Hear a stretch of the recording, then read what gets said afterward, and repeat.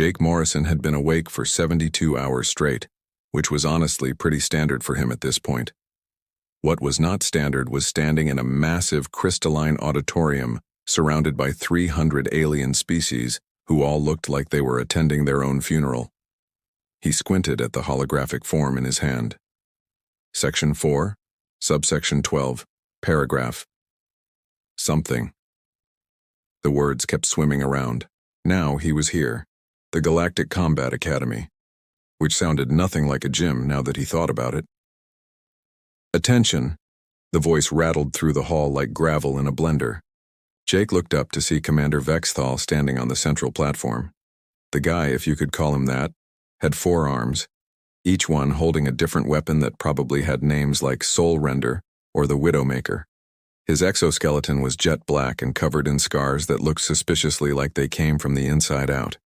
His eyes, all 6 of them, swept across the crowd with the kind of disdain usually reserved for wet socks. "Welcome to your first and possibly last day at the Galactic Combat Academy," Vexthal announced. His translator made everything sound vaguely threatening, even the articles.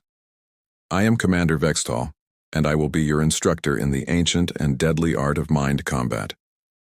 Jake raised his hand. Vexthal's eyes swiveled toward him with audible clicking sounds.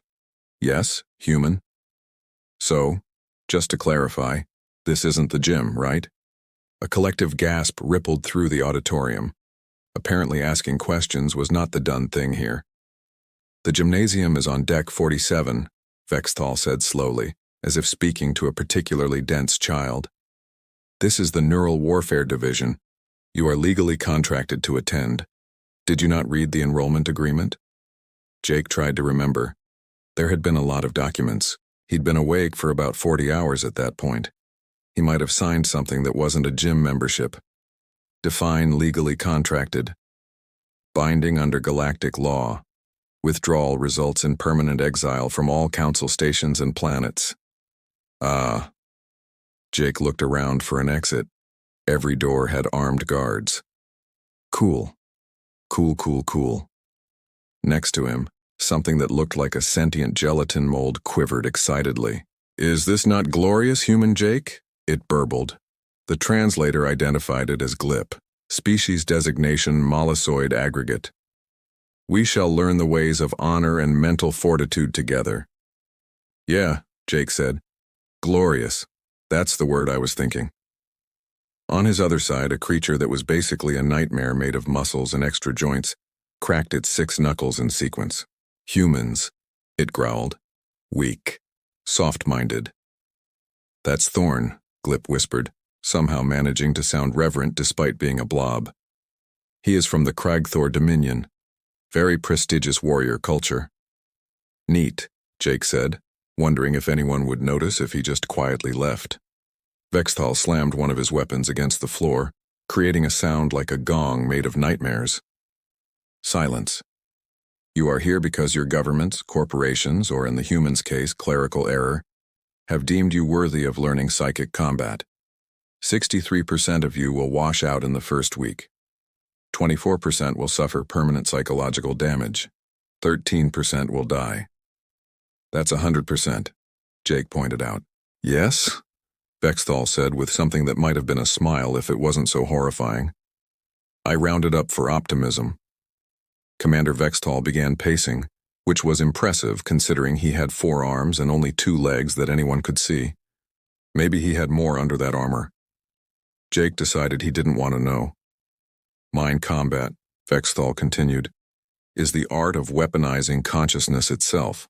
Your thoughts become weapons. Your fears become shields. Your very identity becomes the battlefield." He gestured to a holographic display that materialized in the center of the room. "These are the previous class." The hologram showed a group of aliens in what looked like meditation pods. Then it showed the same aliens being wheeled out on stretchers, their eyes vacant and staring at nothing in particular. "Student Crixtal," Vexthal said, pointing to a lizard-like creature in the hologram. "Attempted level 4 training. His consciousness is now scattered across 17 dimensions. We get birthday cards from 3 of them." The room went very quiet. "Student Melkora," he continued, indicating a floating jellyfish thing. Survived the training, but now believes she is a color that doesn't exist. She has tried to taste sound for 6 months. Jake wondered if it was too late to fake his own death. He'd seen a documentary once about a guy who did that. Seemed complicated, though, and he was really tired. The training method is simple, Bexthal explained, bringing up another hologram showing what looked like very uncomfortable chairs surrounded by way too much medical equipment. You will be connected to the neural interface system. Your consciousness will be projected into a shared psychic arena. There, you will face constructs designed to test your mental fortitude, your will to survive, and your ability to maintain coherent thought under assault. Glip was vibrating with what Jake assumed was excitement but might have been terror. Hard to tell with a blob. The arena, Vexthal said, and the hologram shifted to show a nightmare landscape of impossible geometry and colors that hurt to look at, is constructed from pure thought. What you perceive there is filtered through your own consciousness. For most species, it appears as a hellscape of existential horror. What's it look like for humans? Jake asked, mainly because his brain was too sleep-deprived to have an internal filter anymore. Vexthal's expression was unreadable behind his helmet. No human has ever survived past level 3 to tell us. Your species lacks the mental discipline required for advanced psychic combat. Your thoughts are chaotic, unfocused, weak. Thorn made a sound that was probably laughter in his language. It sounded like rocks being crushed. Your strongest human psychic, Vexthal continued, lasted 4.3 minutes at level 3 before his mind collapsed. He now runs a very successful pottery business on Earth as he can no longer remember any words beyond clay, kiln, and moist. Moist is a good word, Jake said to no one in particular. Vexthal ignored him. You will begin at level 1, a basic psychic assault designed to test your baseline resistance. Most species find it uncomfortable. Some find it agonizing. All find it challenging. He swept his gaze across the room. Questions? Jake raised his hand again. Not you, human. Jake kept his hand up anyway. Do you guys validate parking? The silence that followed was the kind that had weight. Physical, oppressive weight. No, Vexthal said finally. We do not validate parking. Dismissed. Report to Neural Bay 7 in 30 minutes. Bring your insurance information. Next of kin contacts are mandatory. As everyone filed out, Glip oozed over to Jake. You are very brave, human Jake, to joke in the face of such danger. I wasn't joking about the parking thing, Jake said. I'm pretty sure I'm racking up like 50 credits an hour. Thorn shouldered past them, all 6 arms flexing. The human will break first, he announced to everyone and no one. Weak species, soft minds. I will show true mental strength. Cool, Jake said, already looking for a place to nap for 29 minutes. Neural Bay 7 looked exactly like Jake expected a place called Neural Bay 7 to look, which is to say it was terrifying. Rows of chairs that were definitely not designed for human anatomy, surrounded by machines that beeped ominously, all under lighting that suggested the designer had something against hope. Take your positions, Vexthal commanded from the control platform above. He was joined by 3 other instructors who looked like they collectively had about 18 PhDs in making people uncomfortable. Jake found a chair and sat down. The neural interface crown descended from above, bristling with more sensors than seemed strictly necessary. Next to him, Glip was already hooked up, quivering in what was definitely fear now. This is glorious, Glip whispered, not sounding like he believed it. Thorn, 3 seats down, looked calm, smug even. His 6 arms were crossed in a way that suggested he'd practiced that pose in a mirror. Initializing neural link, one of the technicians announced. Beginning consciousness transfer in 3, 2, 1. Jake felt a weird pulling sensation, like someone had grabbed his brain and yanked it sideways through reality. Then everything went white. When his vision cleared, he was standing in the psychic arena. At least he assumed this was the arena. It looked less like a hellscape of existential horror and more like that DVD screensaver his dad used to have. Geometric shapes floated past in an endless void. Occasionally one bounced off an invisible wall. It was actually kind of soothing. He looked around. The other students were there too, their consciousness manifesting as ghostly versions of their physical forms. They all looked appropriately terrified. Glip had somehow manifested a shield made of what looked like crystallized determination, or maybe jello. Hard to tell. "I am ready," he announced, his voice echoing weirdly in the psychic space. Thorn had gone full warrior mode, 6 thought blades extending from his 6 hands. "Come," he roared at nothing in particular. "I fear nothing." Jake's consciousness just stood there in the digital equivalent of sweatpants, wondering if he was supposed to be doing something. "Beginning level 1 assault," Vexthal's voice boomed from everywhere and nowhere. "Brace yourselves." The arena shifted. The peaceful screensaver vibe vanished, replaced by a wave of pressure that Jake could feel in his teeth. Except he didn't have teeth here, which made the sensation even weirder. Around him, students started screaming. Their psychic forms flickered and warped as the assault hit them. Glip's shield cracked. Thorn's blades shattered. Some students blinked out entirely, ejected from the exercise. Jake felt something, like someone was trying to push against his thoughts, but they kept slipping off because his brain was too tired to maintain a coherent surface to push against. It was like trying to punch fog. He yawned. The assault intensified. More students vanished. Glip was on his metaphorical knees, his form flickering. Thorn was roaring defiance, but his 6 arms were shaking. Jake sat down. Or his consciousness did. Hard to tell the difference here. The geometric shapes were still kind of nice to look at. One of them was purple. He liked purple. His eyes closed. Or the psychic equivalent of eyes.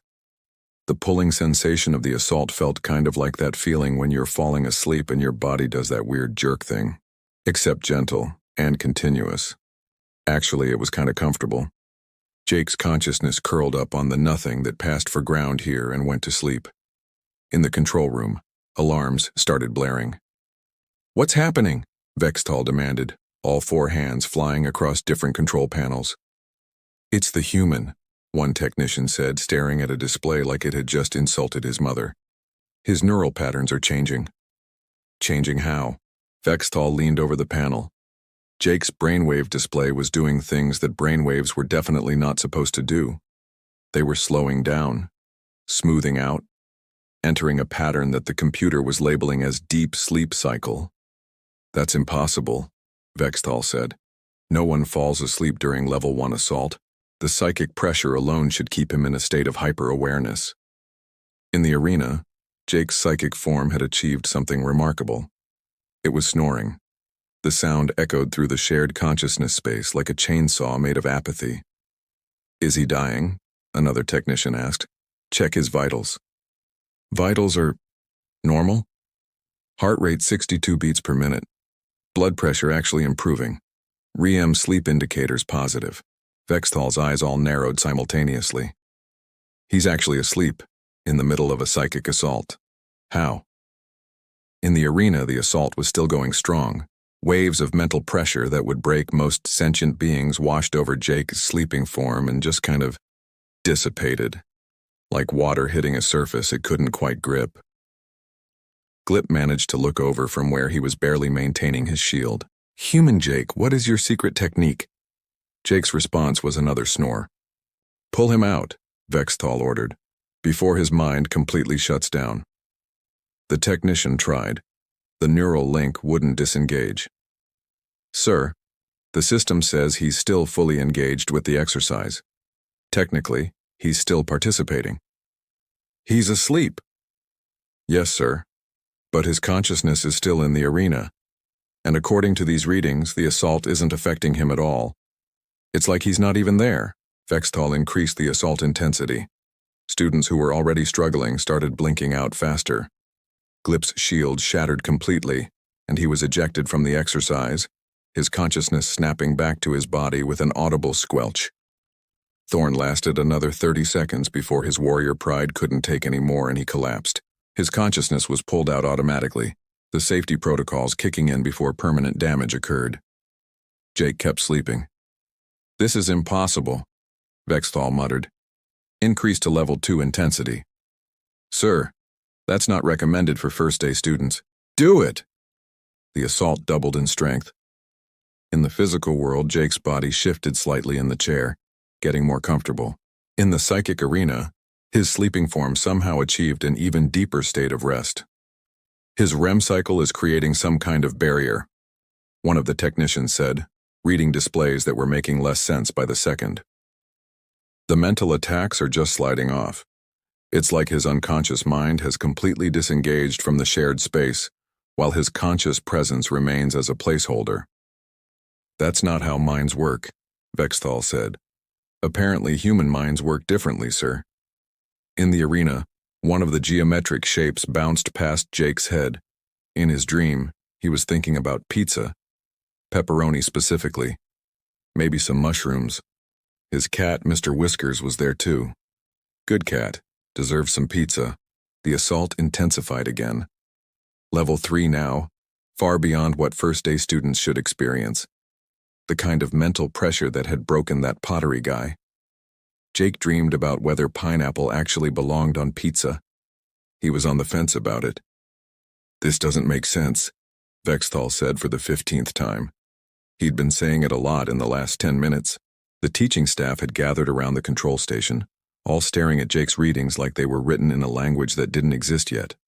Which, in a way, they were. Run a full diagnostic on the neural interface, Vexthal ordered. Maybe it's malfunctioning. They ran the diagnostic. The interface was working perfectly. Jake was genuinely, deeply, peacefully asleep in the middle of a level 3 psychic assault that would turn most beings into drooling vegetables. Is this a new human technique? One instructor asked. She was a crystalline being whose name was unpronounceable but whose confusion was universal. Some kind of advanced meditation? If it is, another instructor said, it's the most effective defense we've ever seen.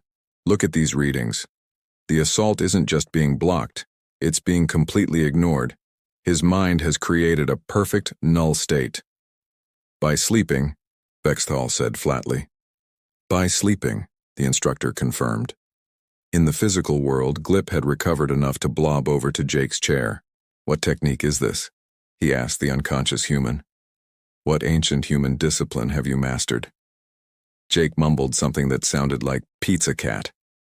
Thorn, also recovered but looking significantly less smug, stared at Jake with what might have been respect or might have been the Cragthor equivalent of an existential crisis. The human does not fight, he said slowly. He does not defend, he simply is not there.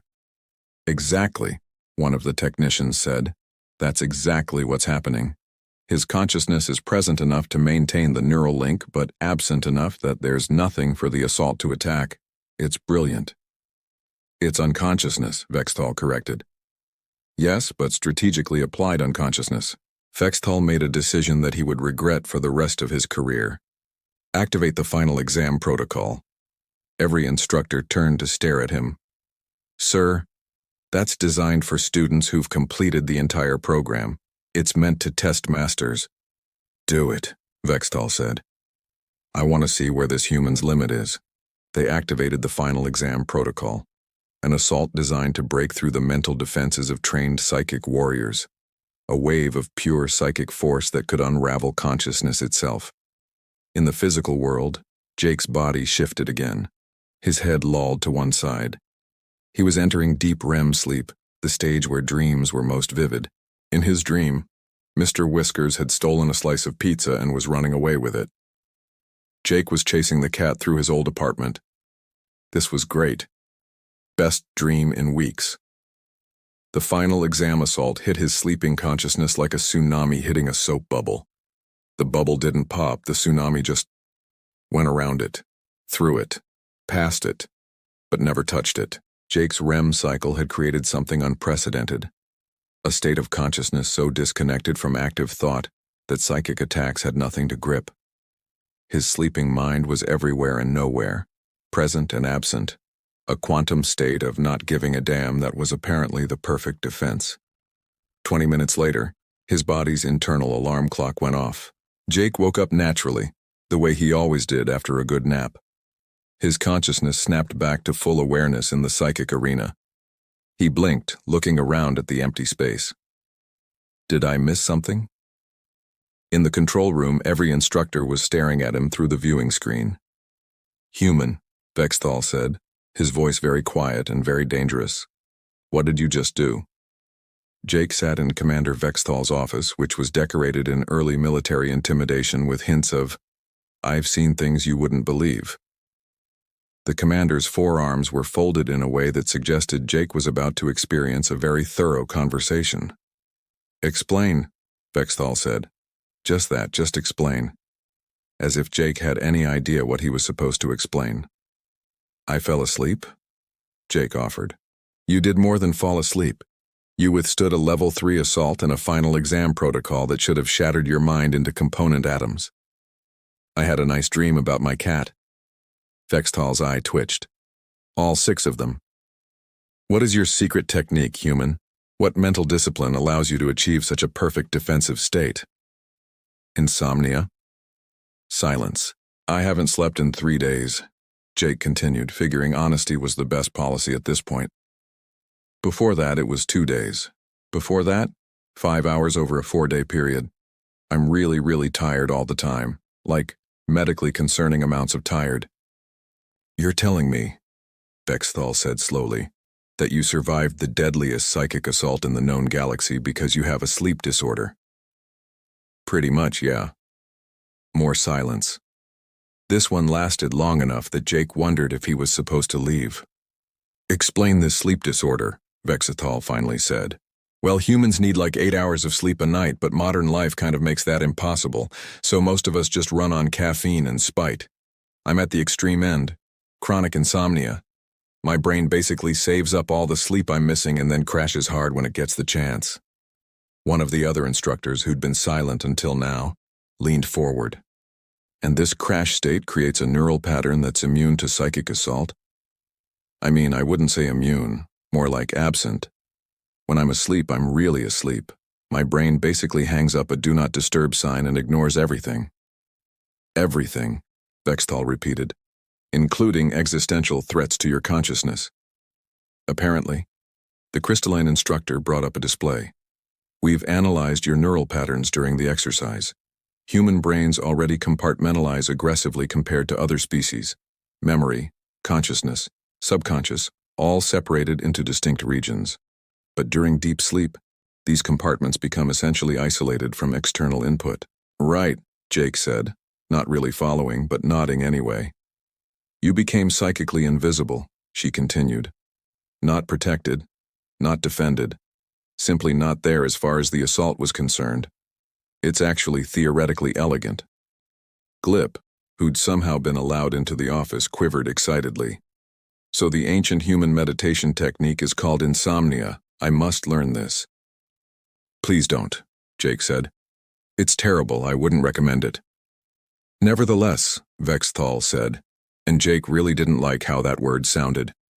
"You have passed level 1 of psychic combat training. This has been logged in your official record." "Cool. Can I drop the class now?" "No." "I figured. Galactic law requires you to complete the program or face permanent exile from all council space. And I can't just fail out. You've already proven you can survive the training. Failure is no longer an option." Jake put his head in his hands. "When's the next class?" "Tomorrow morning, 600 hours station time." "That's 6 a.m. "Yes. I hate my life." Thorne, who'd also somehow gotten into the office, stepped forward. All 6 of his arms were raised in what Jake assumed was a salute. "I have judged humans poorly," he said. "Your mental fortitude is greater than my people's. I was wrong. You have my respect." "Thanks," Jake said. "I literally did nothing." "Exactly," Thorne said, like that explained everything. "Maybe in warrior culture it did." "Dismissed," Vexthal said. "Morrison, report to medical for a full psychological evaluation. We need to understand this phenomenon if we're going to, against all logic and reason, continue your training." Jake stood up, already thinking about where he could find coffee. "One question." "What?" "If I keep passing levels just by sleeping, does that mean I'll eventually graduate?" Vexthal's expression suggested he'd been asking himself the same question and hated every possible answer.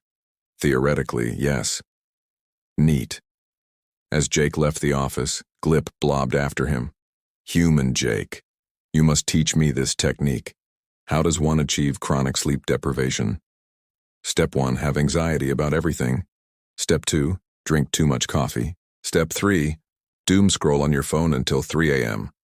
I do not understand any of those words, but I am inspired. Behind them, they could hear Vexthal explaining to the other instructors that yes, apparently they were going to train the first human psychic warrior in galactic history. And no, he wasn't happy about it, and yes, this was definitely going in his resignation letter. Jake found a vending machine that dispensed something that the label claimed was coffee. It was purple and smelled like regret, but it had caffeine, so he drank it anyway. 6 a.m. tomorrow. Another class. Another opportunity to accidentally succeed through the power of being unconscious. He pulled out his datapad and started searching for the nearest coffee shop. If he was going to become the galaxy's greatest psychic warrior purely through exhaustion, he was going to need a lot more caffeine. And maybe some pizza. Mr. Whiskers would want him to have pizza.